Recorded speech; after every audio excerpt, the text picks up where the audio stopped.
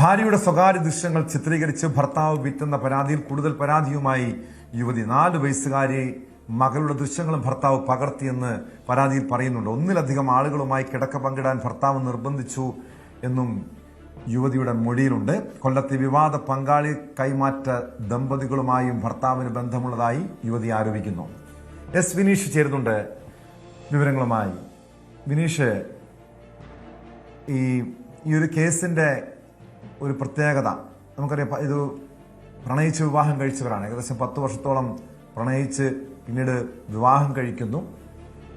വിദേശത്ത് വെച്ചാണ് ഈ സംഭവം ഉണ്ടാകുന്നത്. അതായത് ഈ യുവതിയുടെ നഗ്നദൃശ്യങ്ങൾ പകർത്തുന്നു, അത് അശ്ലീല സൈറ്റുകളിൽ വിൽക്കുന്നു. ഇതുമായി ബന്ധപ്പെട്ട് ഇപ്പോൾ ഞെട്ടിപ്പിക്കുന്ന വിവരങ്ങൾ പുറത്തു വരുന്നു. ഭാര്യയുടെ മാത്രമല്ല, സ്വന്തം മകളുടെ പോലും ദൃശ്യങ്ങൾ ഇയാൾ ഇങ്ങനെ വിൽപ്പന നടത്തിയെന്ന്. ഇതുമായി ബന്ധപ്പെട്ട് ഈ അന്വേഷണ സംഘത്തിന്റെ കണ്ടെത്തൽ എന്തൊക്കെയാണ്?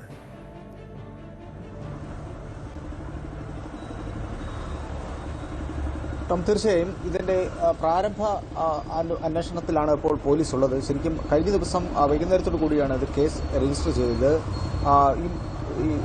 ടോം സൂചിപ്പിച്ചതുപോലെ തന്നെ ഈ വീട്ടമ്മയുടെ പരാതിയിൽ ഗുരുതരമായിട്ടുള്ള ആരോപണങ്ങളാണ് ഭർത്താവിനെതിരെ ഉന്നയിച്ചിരിക്കുന്നത്. അതിൽ ഞെട്ടിക്കുന്ന പല വെളിപ്പെടുത്തലുകൾ തന്നെയുണ്ട്. ടോം സൂചിപ്പിച്ചതുപോലെ തന്നെ 4 വയസ്സുള്ള പെൺകുട്ടിയുടെ ചിത്രം വരെ മൊബൈൽ ഷൂട്ട് ചെയ്ത് അത് അപ്ലോഡ് ചെയ്ത് കാശുണ്ടാക്കാനുള്ള ശ്രമം നടത്തി എന്ന് പറയുമ്പോൾ തന്നെ, സ്വന്തം പിതാവ് ഇങ്ങനെ ചെയ്യുമെന്ന് പറയുമ്പോൾ തന്നെ മനുഷ്യ മനസാക്ഷി വലിയ രീതിയിൽ ഞെട്ടിക്കുന്ന ഒരു സംഭവമായി തന്നെ മാറുന്നു. മറ്റൊരു ആരോപണം കൂടി ഉന്നയിക്കുന്ന അവരുടെ വീട്ടിലെ ഇയാളുടെ സ്വന്തം അമ്മയുടെ അമ്മ കുളിക്കുന്ന ദൃശ്യങ്ങൾ വരെ ഷൂട്ട് ചെയ്ത് വെച്ചിട്ടുണ്ടായിരുന്നു എന്നൊക്കെ അത്തരത്തിലുള്ള വലിയ വെളിപ്പെടുത്തലുകളാണ്. അപ്പോൾ എന്തായാലും പോലീസ് ഈ ഒരു സംഭവം വളരെ ഗൗരവത്തോടെ തന്നെയാണ് ടോം കാണുന്നത്. ഇയാൾക്കായിട്ടുള്ള അന്വേഷണം ആരംഭിച്ചിട്ടുണ്ട്. നിലവിൽ ഈ പ്രതി മൊബൈൽ ഫോൺ സ്വിച്ച് ഓഫ് ചെയ്തിട്ട് മുങ്ങിയിരിക്കുകയാണ്. അപ്പോൾ ഇയാൾ പോകാനുള്ള ഇടങ്ങളിലെല്ലാം പോലീസ് കൃത്യമായി അന്വേഷിക്കുന്നുണ്ട്. മറ്റൊരു കാര്യം, ഈ ടവർ ലൊക്കേഷനുകളെല്ലാം തന്നെ കേന്ദ്രീകരിച്ചുള്ള വിശദമായിട്ടുള്ളൊരു അന്വേഷണത്തിലേക്ക് പോലീസ് കടക്കുന്നുണ്ട്. അപ്പോൾ എന്തായാലും ടോം സൂചിപ്പിച്ചതുപോലെ തന്നെ ഇത് വിദേശ രാജ്യത്താണ് ഈ ഒരു സംഭവം നടക്കുന്നത്. അതിനുശേഷം നാട്ടിൽ വന്നിട്ട് കൗൺസിലിംഗിനെല്ലാം വിധേയമാക്കിയതിന് ശേഷം ഇവർ തമ്മിലുണ്ടായ ഒരു വഴക്ക് അത് വലിയ രീതിയിലുള്ള വഴക്കായി മാറുന്നു. അതായത് ഈ കുട്ടിയുടെ മുന്നിൽ വെച്ച് ലൈംഗിക ചേഷ്ടകൾ വരെ കാട്ടി എന്നാണ് പറയുന്നത്. അങ്ങനെയാണ് ആ പരാതിയിൽ. അപ്പോൾ ഈ കാര്യം ഇവരെ വീട്ടിലുള്ളവരോട് തന്നെ ഈ യുവതി പരാതി പറഞ്ഞു. ഇതിൽ പ്രകോപിതനായിട്ടാണ് അയാൾ ഈ യുവതിയെ ക്രൂരമായി മർദ്ദിച്ചത്. അത് എഫ്ഐആറിൽ സൂചിപ്പിക്കുന്നുണ്ട്.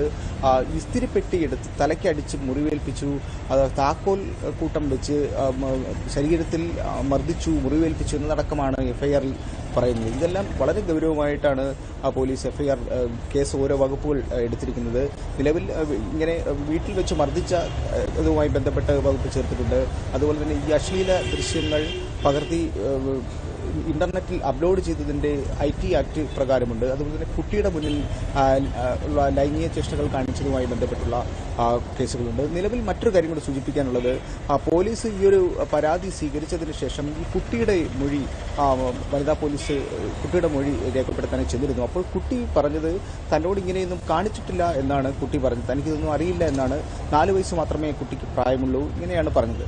അപ്പോൾ എന്തായാലും നിലവിൽ ഈ മൊബൈൽ ഫോൺ ഇത് ചിത്രീകരിച്ച് എന്ന് പറയപ്പെടുന്ന ഈ ഡിവൈസ് എന്തായാലും മൊബൈൽ ഫോണോ ലാപ്ടോപ്പോ എന്തുമായാലും അത് പോലീസ് കണ്ടെത്തേണ്ടതായിട്ടുണ്ട്. അതിൽ നിന്നും ദൃശ്യങ്ങൾ റിക്കവർ ചെയ്ത് വലിയ തെളിവായി മാറ്റേണ്ടതുണ്ട്. അപ്പോൾ ഇതുമായി ബന്ധപ്പെട്ടുള്ള ഒരു അന്വേഷണമാണ്.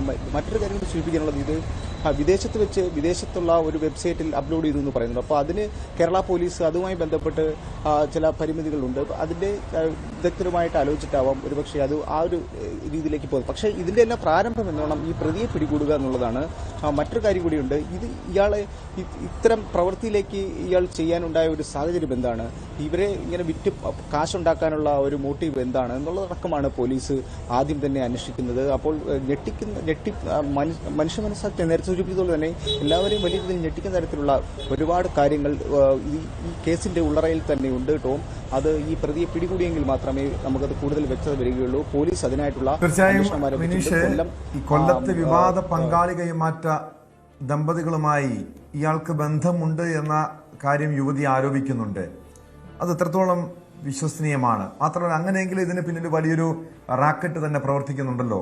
അത് കേരളം കേന്ദ്രീകരിച്ച് ഇങ്ങനെ ഈ കപ്പിൾ സ്വൈപ്പിംഗ് ഒരു വലിയ സംഘം പ്രവർത്തിക്കുന്നുണ്ട് എന്ന വിവരങ്ങൾ നേരത്തെ തന്നെ പുറത്തു വന്നതാണ്. പക്ഷേ ഇതിന് പിന്നിൽ ആരാണ്?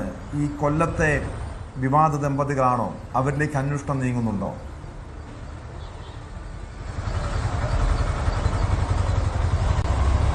തീർച്ചയായും ടോം, അത്തരത്തിൽ ഒരു വെളിപ്പെടുത്തൽ ഈ യുവതി നടത്തിയിട്ടുണ്ട്. പോലീസിന് അങ്ങനെ മൊഴി നൽകിയിട്ടുണ്ട്. പോലീസ് അത് വളരെ ഗൗരവത്തോടെ കാണുകയും ചെയ്തു. പക്ഷേ ഇതുമായി ബന്ധപ്പെട്ടുള്ള അന്വേഷണം ആരംഭിച്ചിട്ടുണ്ടെങ്കിൽ പോലും ഈ പറയുന്ന ഇതിന്റെ തെളിവുകളാണ് പ്രധാനം.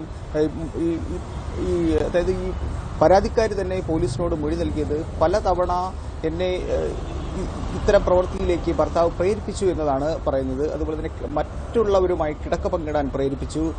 അതുപോലെ തന്നെ ഈ പങ്കാളി കൈമാറ്റവുമായി ബന്ധപ്പെട്ട് നിരവധി ആൾക്കാരുമായിട്ട് തന്റെ ഭർത്താവിന് ബന്ധമുണ്ട്, അതിൽ ഒരു അന്വേഷണം നടത്തണം എന്ന് യുവതി കൃത്യമായി ആവശ്യപ്പെട്ടിട്ടുമുണ്ട്.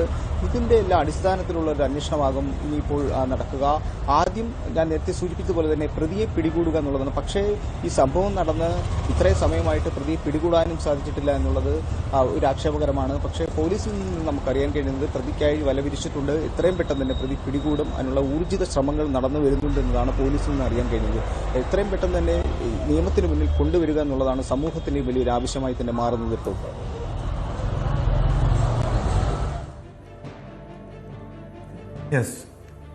വ്യക്തമാണ്. വിനീഷാണ് കൊല്ലത്ത് നിന്ന് വിവരങ്ങൾ നൽകിയത്. തൃശൂരിൽ മയക്കുമരുന്നുമായി റിട്ടയർഡ് IPS ഉദ്യോഗസ്ഥന്റെ മകനടക്കം 2 പേർ പിടിയിൽ. ആ വാർത്തയിലേക്ക് എത്താം ഇടവേള കഴിഞ്ഞ്. കൂടുതൽ വാർത്തകൾക്ക് News 18 Keralam YouTube channel subscribe ചെയ്യുക.